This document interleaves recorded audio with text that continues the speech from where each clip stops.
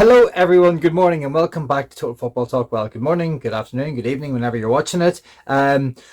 We are going to look at all of this news coming out of Manchester United. There's some big breaking news, which we will get into in just a second. Obviously, we had our win last night against Real Sociedad in the last 16 of the Europa League. Fantastic win. 4-1 at home. We scored goals. We played good football. We attacked. We created chances. It was a match that was just filled with lots of promise and something that gives us that little bit of hope. I said that our season completely hinged on last night's performance, and I believe that it did. And I started to see the green shoots of potential for what Ruben Amorim is trying to do with this team in terms of the formation that he wants to play. I am in the camp of he has to stick with, the style that he wants to play. But he did show within this game that he can adapt, and he talks about it with Casemiro and his positioning within the team. But we'll look into that a little bit further into the 10-minute segment that I'm going to do. Thank you very much for joining me. I'm Keith. I'm the host of this little channel. If you guys enjoying the content, if you could hit a like and subscribe, that would be absolutely amazing. And please feel free to subscribe to the channel, bottom right hand side corner of the screen, and drop your comments in below. How did you feel about last night's win? How are you feeling this morning? Are you happy that we're through? I mean, how far do you think we can go? Can we take Leon in the next round? Because they're a very good team. I think they're going to cause us a lot of problems. But if we were to somehow get through that game, then I think that we would have a chance of going all the way to the final, and then who knows. But look, let's get into the breaking news, and we'll start with that this morning. And this is not good news, unfortunately. So Fabrizio Romano was breaking that Chelsea have agreed a deal with top talent Geovany Quenda. They got the here we go. A medical for Quenda was done in secret, and Chelsea done this in a quick blitz. Now, I've been kind of reporting on this, as has every other content creator out there, that United had a deal in place with Quenda and that it was going to be United's potentially early first summer signing. Well, that's blown out of the water this morning, because obviously he's going to Chelsea. How do you feel about that?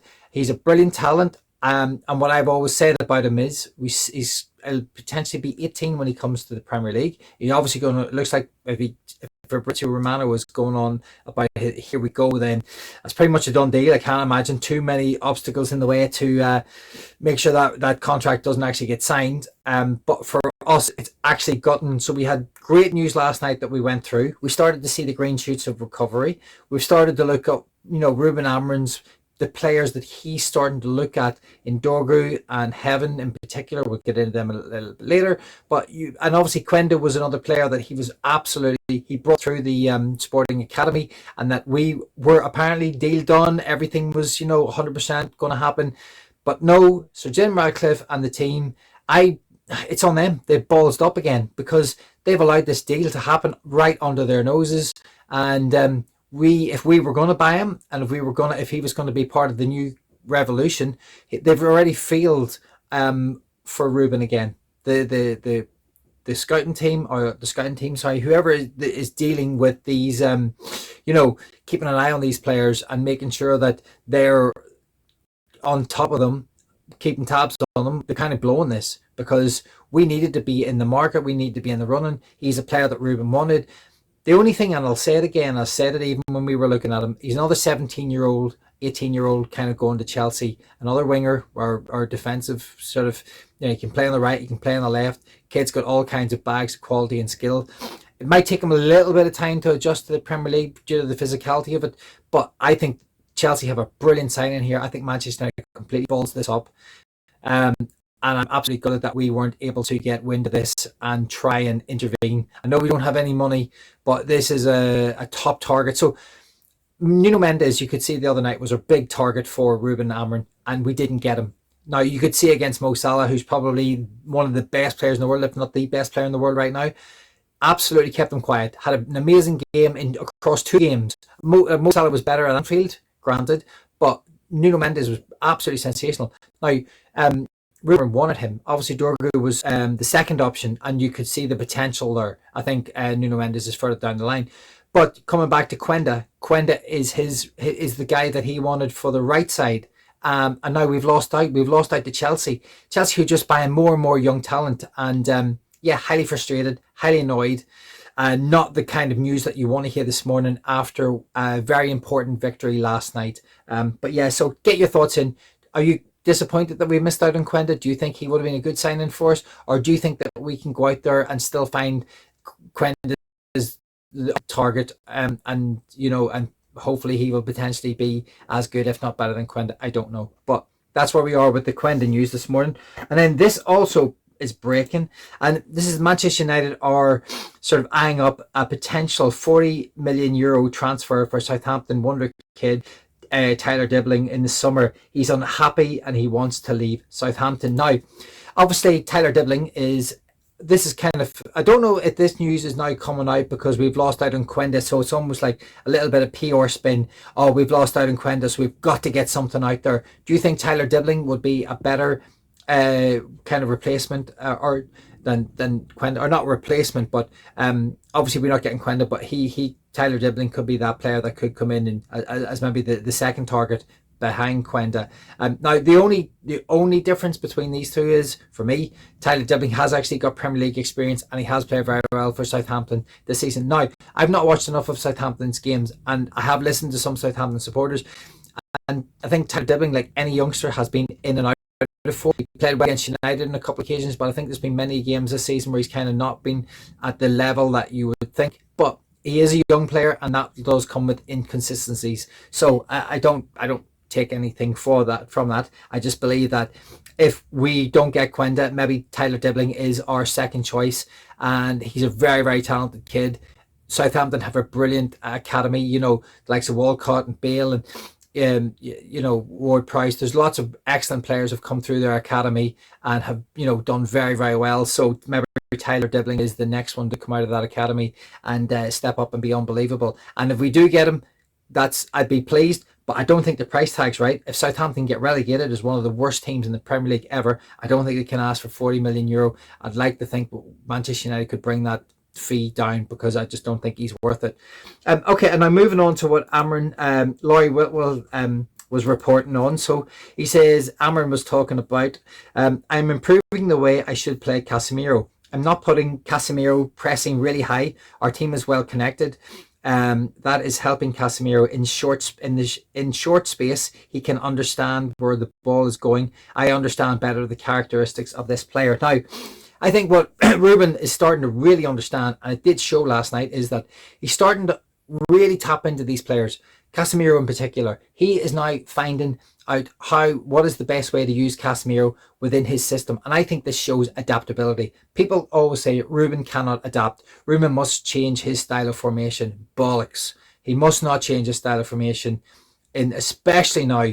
He's got to keep doing what he's doing. And I think last night showed the little bits of green shoots, and I think that you could see it last night.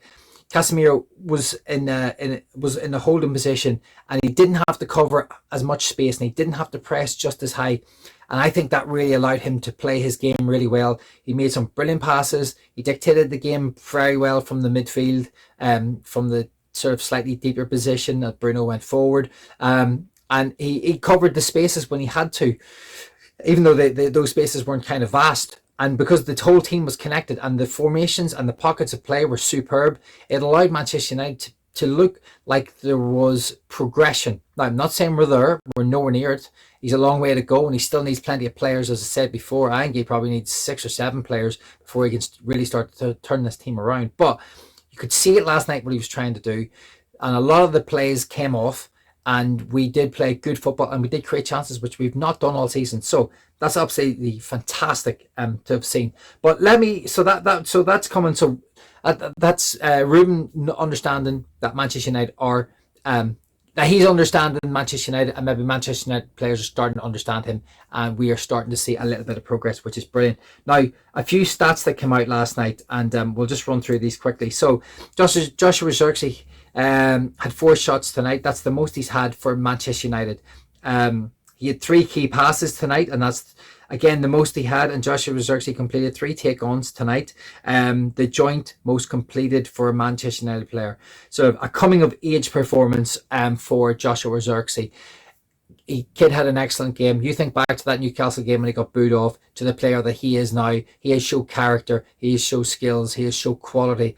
Now, he's still nowhere near maybe where he wants to be or where we need him to be. He has come back very, very strong. Now he needs to start adding assists and goals to his game. That's the next step. He came close last night a couple of times. He's got to find a way to start moving the ball into positions or scoring goals for players, for his fellow players.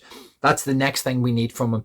But he is really starting to kind of grasp that medal and drive forward, which is brilliant. I'm really delighted for the kid. Now, Dorgu, if you look at these statistics, 100% successful take-ons, 100% tackles, 100% aerial duels, 75% ground duels, 9 touches in the opponent's box, 6 fouls, 5 shots, 2 clearances, 1 penalty, 1. Again, this is Ruben Amorim's sort of player ID, as they say. And I think that he's got a real raw player on his hands here. He's only 20. He's got a lot to learn. He still made a few mistakes last night, but that's going to happen. No problem with that. But everything else he did, he was powerful. He's strong on the ball. He can dribble well. He can cover the ground quickly. He can sprint into space. He can whip in across. He can get shots. Shots weren't great tonight, but he can get them away. He needs to work on it. But the potential, the raw potential is there, and it's brilliant to see. So absolutely delighted for the kid. Considering he got sent off again, it gets sent off in the Ipswich game, which, again, could have affected him mentally, but he's come back strong, showed character, and he has played very, very well. Absolutely delighted for the kid. Brilliant for him last night. And as I said, to win the penalty, the penalties, I'll get into it at the end, but I don't know really. I mean, they're all a bit soft, but that's European football. Maybe I think if Delict probably is a penalty, as in I think they would have got one. Hoyland, dubious, and I don't know if you would have got that in the Premier League. Others, yeah, the Dorgu one where they coming together. I'm not sure. I don't know. I mean, yeah, he maybe does block him a little bit, but if they didn't give it, I would have understood. So yeah, that's where we are on that. So fair play to Dorgu. Massive impact on the game last night. Absolutely brilliant. And then Haven. Want to shout out the kid, 18-year-old, brought him from Arsenal. We won at Braithwaite a cup last season. We brought in Haven for £1 million at the minute. Not getting carried away. Very, very, very, very important and composed performance. 100% duels won, 88% pass accuracy, 4 passes into the final third, 3 tackles attempted, 3 tackles won, 2 interceptions, not dribbled past, no fouls, no errors. For an 18-year-old in that pressure cauldron of last night, where we had to win, everything was riding on that result. Absolutely brilliant for the kid. Great start for him. Couple of games in, he's doing really well. And now finally, Bruno Fernandes becomes the first midfielder since Sir Bobby Charlton in 1964 to score a hat-trick in Manchester United knockout European game. What a game. Now that was kind of Terry Fleurs was tweeting and talking about that last night. That stat, I didn't even know that stat existed, because we've had players that have scored hat-tricks in group games, but not in knockout competition. So Bruno, massive performance. We don't need to talk about him. Captain Marvel, kind of reminds me of the Brian Robson days.